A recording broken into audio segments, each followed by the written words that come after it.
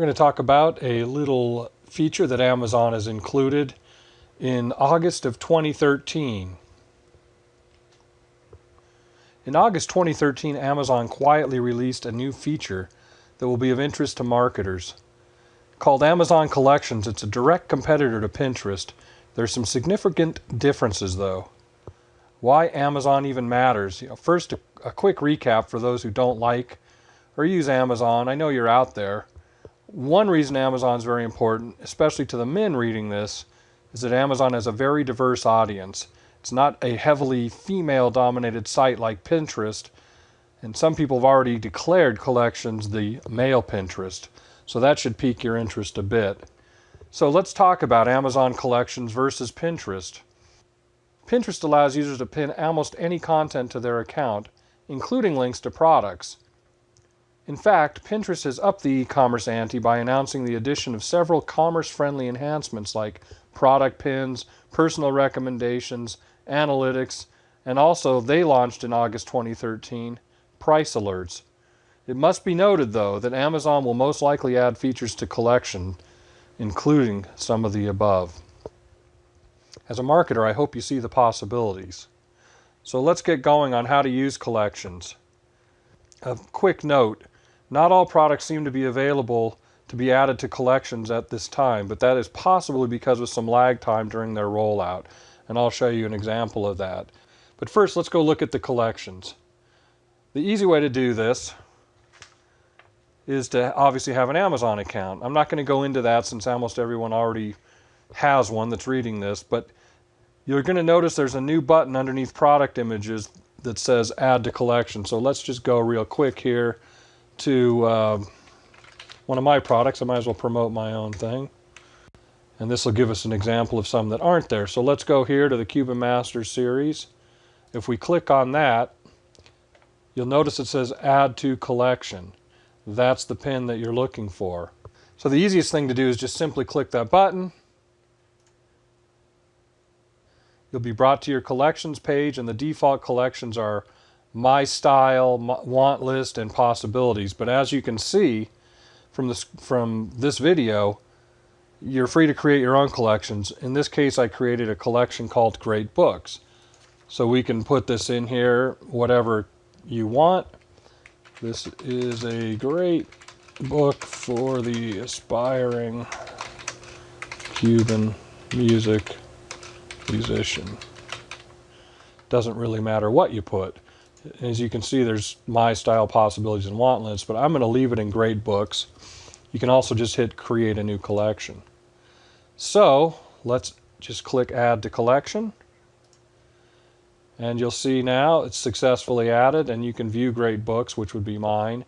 And you can also see what other people are collecting. But we'll go to Great Books. And this is going to give you an example of what your account looks like. So you can see I've put a few of mine in there. I have 4 collections and 0 likes because I haven't promoted this and it's brand new. So what you can do is go back to show you what one that probably doesn't have, or at least didn't have the last time I checked. Let's go to the Cuban Masters Series DVD. So as you can see with this product, there's no button yet, and I'm assuming that's because they haven't rolled it out like I said before, but it also could be that the best seller's working its way down and I don't sell a ton of these anymore. So it may be just that the rank isn't as high as it should be. So there are other ways you can do that. If you go to your account, and you can go to your collections right here, then you can see this menu called Learn More. And it'll tell you a bunch of information, but you'll see an option for Add to Collection. You can click on the product there, but there's also drag this button to your browser's bookmark bar and click it on any Amazon.com product page. So you can simply just drag this up to here, and you can see it'll go in, collect, and now I can go back to my DVD and I can just say collect. And since this isn't a great book, I'll put this in create a new collection, and we'll type in Great DVDs.